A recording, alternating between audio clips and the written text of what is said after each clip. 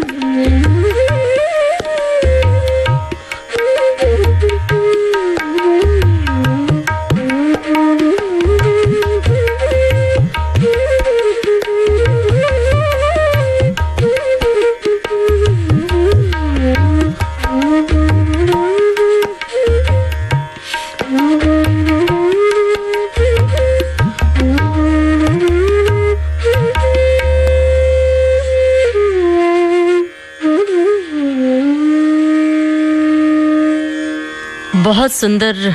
पंडित जी, हमारे श्रोताओं को बताइए कि बांसुरी पर कौन सा राग आपने बजाया?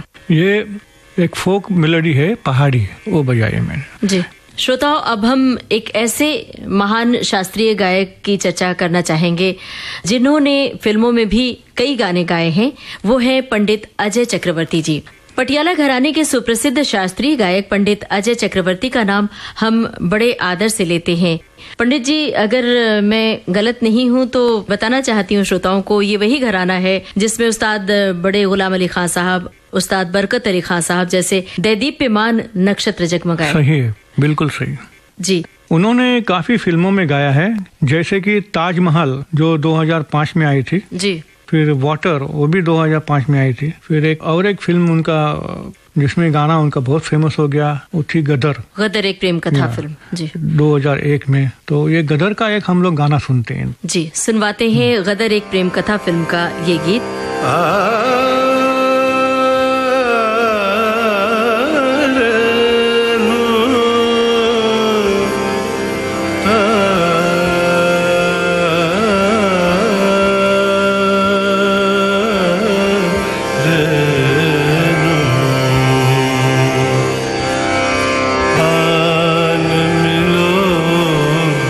सजना सजना रे आन मिलो सजना,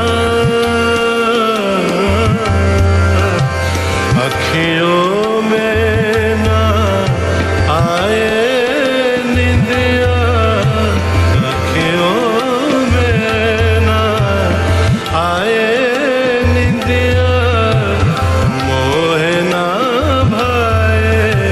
काजल बिंदिया, सुना पड़ा अंगना,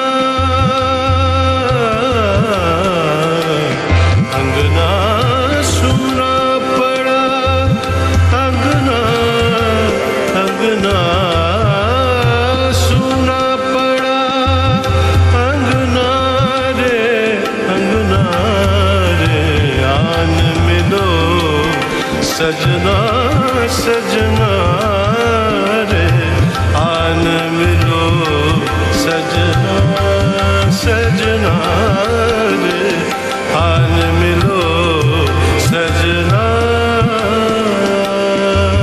पंडित जी, हमें पंडित अजय चक्रवर्ती के गायन शैली के बारे में थोड़ा सा बताइए कि किस तरह से शास्त्रीय गायन उनका फिल्मी गानों से कैसे अलग था, ये भी बताइए। ये अजय जी जो हैं और पटियाला गायकी के साथ इनका ताल्लुक है।